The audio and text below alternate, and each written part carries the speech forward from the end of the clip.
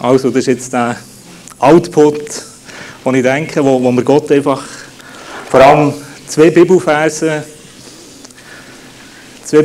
aufs Herz gelegt hat, die einfach gekommen sind, so, die wir jetzt zusammen anschauen wollen. Ich schaue, dass ich nicht 50 Minuten habe heute. Und der erste Vers, den wir zusammen anschauen wollen, das steht im 1. Korinther 1, Kapitel 1, Vers 4 bis 8.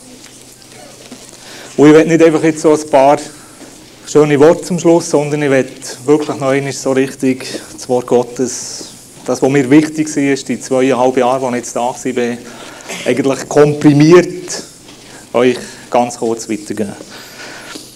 1. Korinther 1, Vers 4 folgende.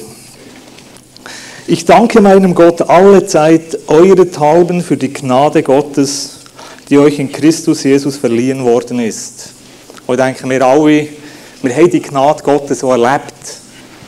Vielleicht zu wenig, vielleicht noch zu wenig erkannt überhaupt, was das ist, Gnade Gottes, aber wir sind auf dem Weg.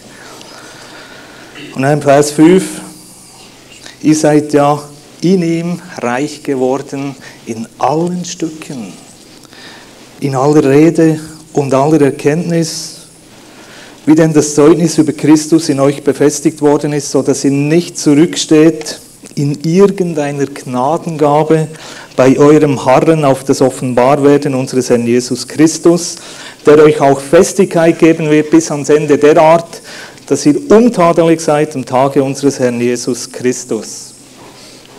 Ihr seid ja in ihm reich geworden in allen Stücken. Und ich denke, für uns alle ist die Zeit, die wir da verbracht haben in der Seegemeinde, denke ich, ist die Zeit, wo wir reich geworden sind. Oder reicher geworden sind. In allen Stücken. Zumindest reiche Erfahrungen. Aber auch reich Erkenntnis, reich am Reden. Und wie es hier steht, auch, dass wir nicht zurückstehen in irgendeiner Geistesgabe. Gnadengabe. Gnadengabe, das steht im Griechischen Charismata. Geistesgabe. Reich geworden. Wer hat das erlebt von euch? Wer gespürt, ich bin reich geworden? Oder wer sagt, ja, ich will es noch mehr werden, ich brauche noch mehr. Der hört gut zu heute Morgen. Und wir alle sind reich geworden im Reden, in der Erkenntnis oder eben in allen Stücken. Das beinhaltet eigentlich alles. Geistesgaben, die sich durch uns manifestieren. Wenn wir das so, willst du, dass sich Geistesgaben durch dich manifestieren? An deinem Arbeitsplatz, im Einkauf, im Novasetta oder im Migros oder wo immer. Dass du plötzlich Eindrücke bekommst vom Heiligen Geist für die Person, die an der Kasse sitzt oder wie auch immer. Und die Voraussetzung, dass wir das erleben, die Voraussetzung, dass wir das wirklich erleben, dass wir wirklich reich werden in allen Stücken, als Persönlichkeit, im Reden, in der Erkenntnis, dass wir nicht zurückstehen in irgendeiner Gnadengabe, das steht im Vers 6. Dort steht, wie denn das Zeugnis über Christus in euch befestigt worden ist. Was ist das Zeugnis über Christus? Das ist das Wort Gottes. Das Wort Gottes. Die Voraussetzung ist, dass das Wort Gottes in dir, in mir befestigt worden ist. Dass das Wort Gottes das Fundament wird in unserem Leben. Die gute Nachricht sagt, weil das Wort Gottes zum festen Grund in eurem Leben geworden ist. Ist das Wort Gottes der feste Grund in deinem Leben? Ist es das? Ist das Wort Gottes in dir befestigt? Wenn du dir das so bildlich vorstellst, Bibelvers, Akkubohrmaschine, und dann schraubst du irgendwo in deine Seele rein oder in dein Herz rein. Das Wort Gottes. Befestigt, angemacht, dass es nicht mehr weg kann. Ist das Wort Gottes die Grundlage von deinem Leben? Oder was ist die Grundlage von unserem Leben? Oder Paulus sagt hier, es ist die Voraussetzung, dass wir das erleben. Das Wort Gottes ist, dass wir das in unserem Herzen haben, dass das Wort Gottes das Fundament ist von unserem Leben. Das ist die Voraussetzung, dass wir das erleben. Dass wir reich werden in allen Stücken. Dass Gnadengaben, Geistesgaben wirksam werden durch uns. Und schlussendlich, dass wir relevant werden in die Welt hinein. Dass wir wichtig werden für die Welt. Dass wir nicht einfach so unscheinbare, graue Kirchenmäuse sind, die nicht auffallen, sondern dass wir eben auffallen. Dass die Leute merken, hey, bei der oder bei dem ist irgendetwas anderes. Der hat etwas, die hat etwas, was ich auch will. Das brauche ich auch. Voraussetzung, das Wort Gottes sollte in dir befestigt sein. Sollte ein Teil werden von dir.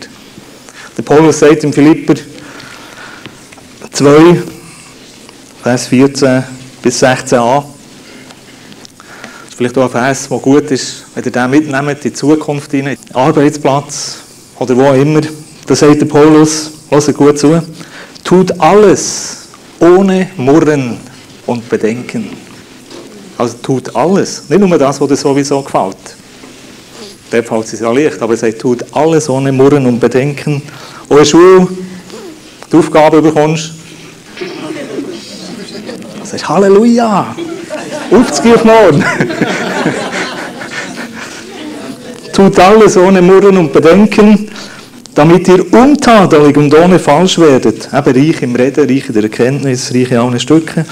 Makellose Kinder Gottes, hört, mitten unter einem verkehrten und verdrehten Geschlecht der Welt, im Arbeitsplatz, im Einkaufen, wo immer. Hört das gut zu, indem ihr das Lebenswort festhaltet. Also wir werden relevant in dieser Welt, wenn wir das Wort Gottes festhalten. Nicht, weil wir einen Fischhänger auf dem Auto haben, sondern weil wir das Wort Gottes festhalten, weil das Wort Gottes in uns befestigt ist, sagt der Paulus hier, dann leuchten wir in dieser Welt. Du leuchtest in dieser Welt. Du leuchtest im Nova Zeta, deinem Arbeitsplatz, in deiner Schule. Du leuchtest, wenn du das Wort Gottes festhaltest. Nicht einfach so, sondern wenn wir das Wort Gottes festhalten. Und das soll man machen, wieder im 1. Korinther, so dass ihr nicht zurücksteht in irgendeiner Geistesgabe oder Gnadengabe bei eurem Harren auf das Offenbarwerden unseres Herrn Jesus Christus. Bei unserem Harren, wir brauchen das, bei unserem Harren. Harren heisst warten. Und warten heisst, hat irgendwie zu tun mit Geduld. Und das sind ja Sachen, die wir gerne haben. Warten, mit Geduld warten. Das ist normalerweise das, was wir gerne haben. Wir warten alle gerne. Stimmt's? Nicht? Überhaupt nicht. Das haben wir nicht gern. Und trotzdem, bei unserem Harren auf das Offenbarwerden von Gebetserhörung, vom Wirksamwerden Gottes, vom Eingreifen Gottes in deine Situation. Harren mit Geduld, bis Gott eingreift. Dranbleiben, haben wir gesehen beim Abraham letzten oder vorletzten Sonntag. Mit Geduld dranbleiben bis zum Durchbruch. Und das können wir nur, wenn das Wort in dir ist. Wenn du weißt, Gott hat es gesagt und Gott bleibt dabei. Punkt. Sonst werden wir irgendwo bei unserem Harren, bei unserem Warten, werden wir abdriften und uns irgendwo verlieren. Und im Vers 8 sagt er, der euch auch Festigkeit geben wird bis ans Ende. Bis ans Ende vom Leben oder bis Jesus wiederkommt. Festigkeit. Ich glaube, das brauchen wir. Wir brauchen Festigkeit, dass wir feststehen in dieser Welt. Mit Ausdauer dranbleiben, festbleiben. Wir wissen ja, das Leben in dieser Welt, auf dieser Welt ist nicht ein Spaziergang, sondern das Leben ist ein Kampf.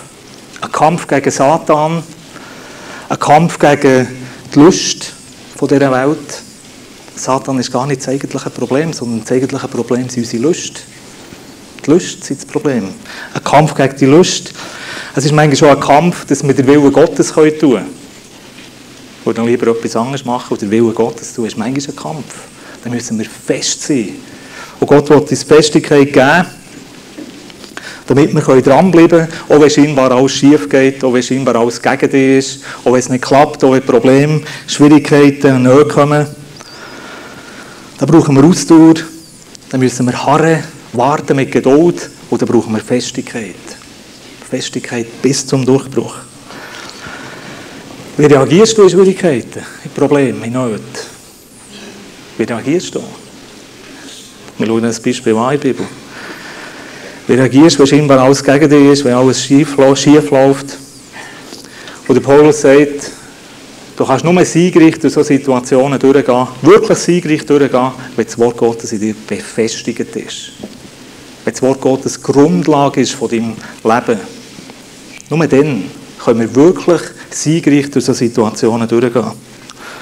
Sonst werden uns solche Situationen fertig machen, werden uns bodigen, werden uns in die Niederlage hineinbringen.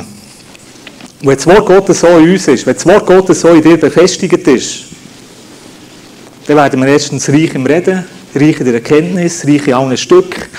Und der Paulus sagt, wir stehen nicht zurück in irgendeiner Geistesgabe.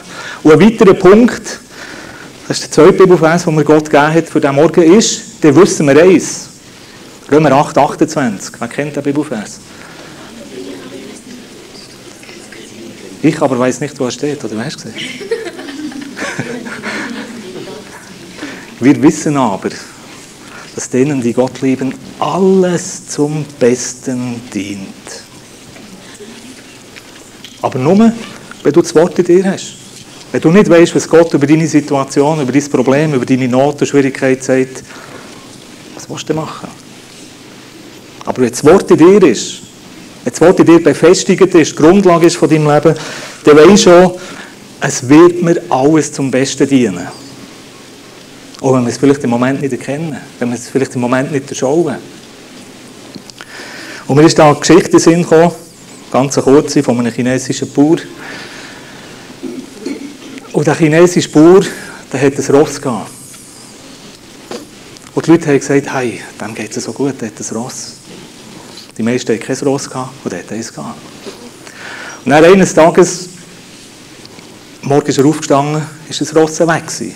Ist ausgebrochen, aus der Koppel raus und ist irgendwo fort. Und die Leute haben gesagt, oh, der Arme hat so Pech. Dem geht es so schlecht. Jetzt hat er so ein schönes Ross gehabt, jetzt ist das Ross weg. Es sind ein paar Tage vergangen und dann ist das Ross zurückgekommen, aus den Bergen, ein Hengst, und hat noch eine Stute mitgebracht. Und dann haben sie dort gerasselt, wieder in der Koppel, und die Leute haben gesagt, hey, der hat so Glück. Dem geht es so gut. Hat ausgesehen, als wäre es negativ, und schlussendlich war es positiv gewesen. Es hat ihm zum Besten gedient, dass das Ross plötzlich weg war und ist wieder zurückgekommen. Und dann sind junge Rössli entstanden, etc.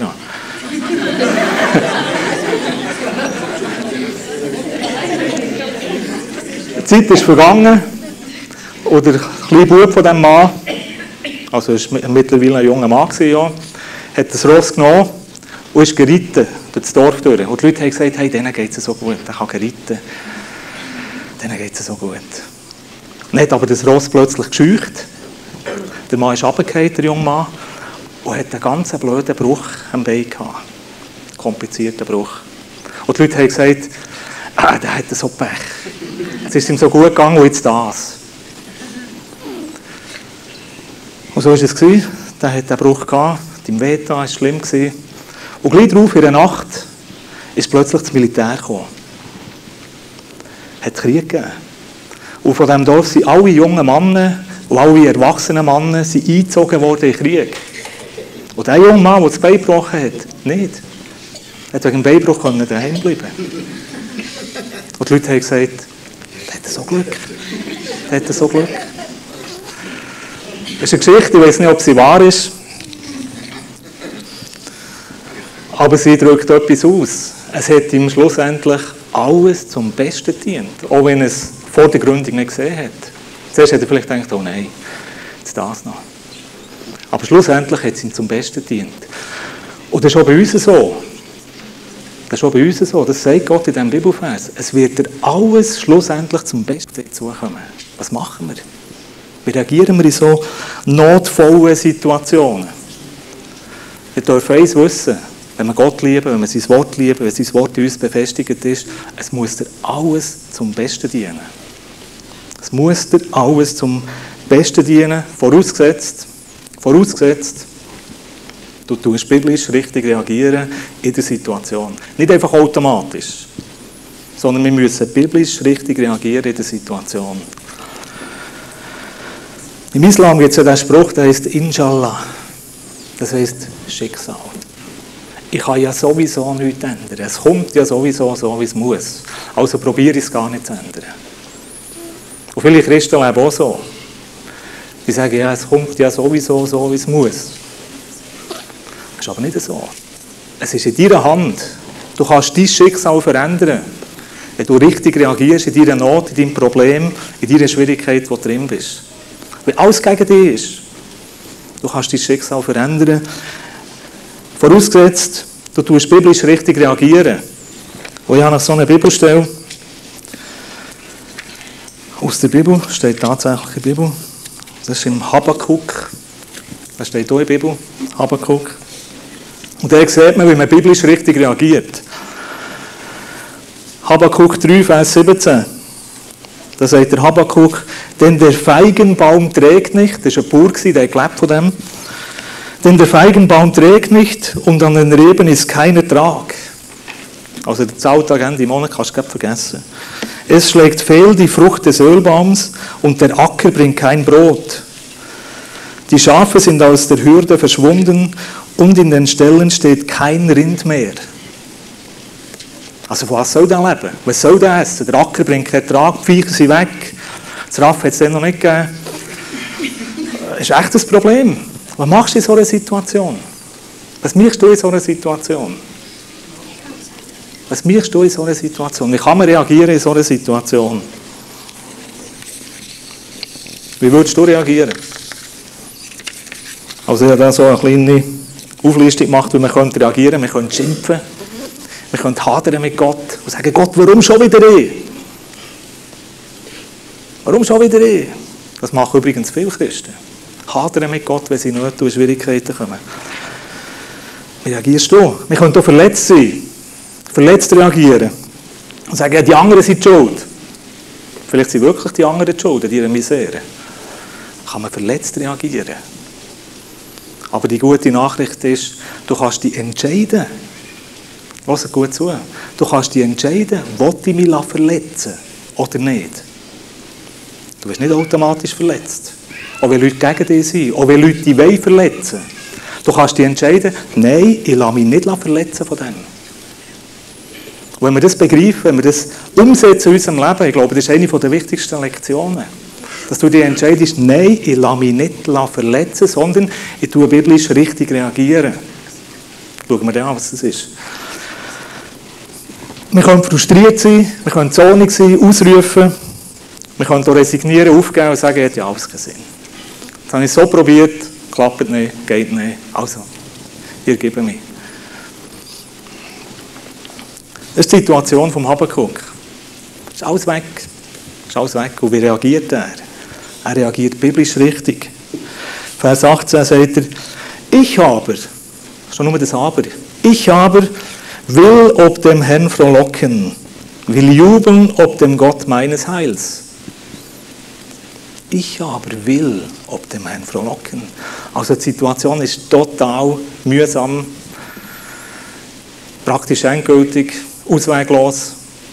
Und er sagt, ich will aber jetzt Gott preisen. Ich schaue jetzt nicht auf die Situation, sondern ich schaue jetzt auf Gott. Und ich preise ihn.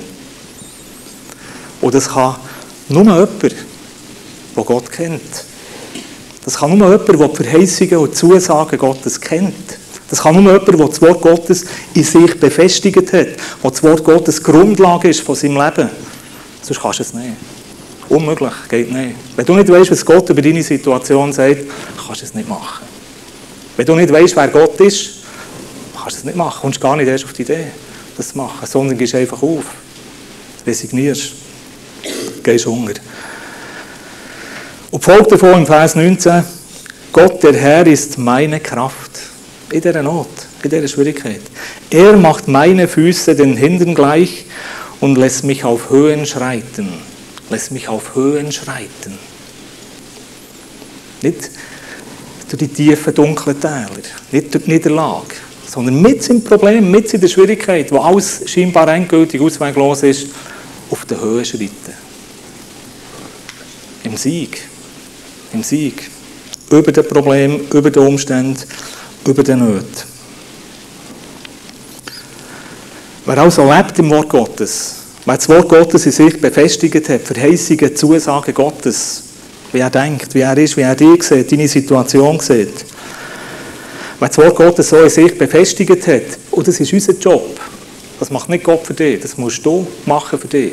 Wer das macht, wer Gottes Gedanken kennt, der kann in Nöten, in Schwierigkeiten, in Unmöglichkeiten biblisch richtig reagieren. Und der kann wissen, es muss mir alles zum Besten dienen. Es muss mir alles zum Besten dienen. Auch die Situation jetzt mit der Seegemeinde. Wenn wir biblisch richtig reagieren in dieser Situation, dann kannst du wissen, es muss zum Besten dienen. Es wird nachher besser sein als vorher. Es wird nachher besser sein als vorher. Es muss zum Besten dienen. Das ist bei Gott so. Wenn wir biblisch richtig reagieren. Und die 2 Punkte zum Schluss, die ich euch mitgeben möchte, wird ein Mann, wird eine Frau vom Wort. Tu das Wort Gottes in dir befestigen. Mach das Wort zur festen Grundlage von deinem Leben. Das Wort soll die feste Grundlage sein von deinem Leben.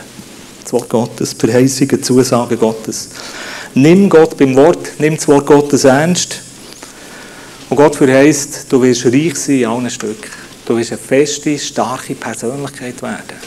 Durch das Wort Gottes.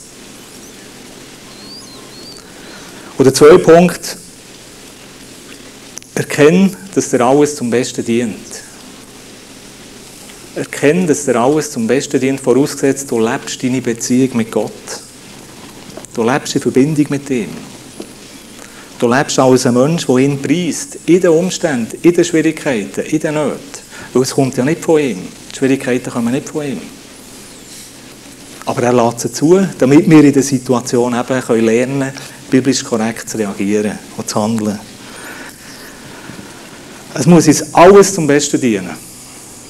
Es muss dir alles zum Besten dienen. Nehmt das mit. Tut das Wort Gottes in euch befestigen. Stell dir so eine Akkubohrmaschine vor. Schraub das Wort an dein Herz her. Befestigen, montiert. Und ich bitte dich, Heiliger Geist, dass du jetzt die Worte, dass du die in uns lebendig behaltest, dass du uns immer wieder daran erinnerst. Es werden Nöte und Schwierigkeiten und Probleme auf uns zukommen, Herausforderungen. Und ich bitte dich, dass du uns immer wieder an die Stelle erinnerst vom Habakuk, wo wir sehen, wie er reagiert hat. Und wie er rausgekommen ist, auf Höhe geschritten ist. Nicht in der Niederlage. Nicht in der Resignation. Sondern im Sieg mit dir. Trotz der Umstände, trotz der Schwierigkeiten. Und du verheißt auch, dass sich unsere Umstände so werden verändern. Dass wir von Sieg zu Sieg werden vorwärts gehen mit dir. Danke, dass wir das wissen, Herr, dass uns alles zum Besten dient. Nichts wird uns beschädigen oder kaputt machen, vorausgesetzt, wir reagieren biblisch richtig. Und dann brauchen wir deine Hilfe, Heiliger Geist. Du uns immer wieder daran erinnern, wie wir eigentlich reagieren müssen. Und lass uns das erleben. Lass uns erleben, wie wir von Herrlichkeit zu Herrlichkeit weitergehen. Amen.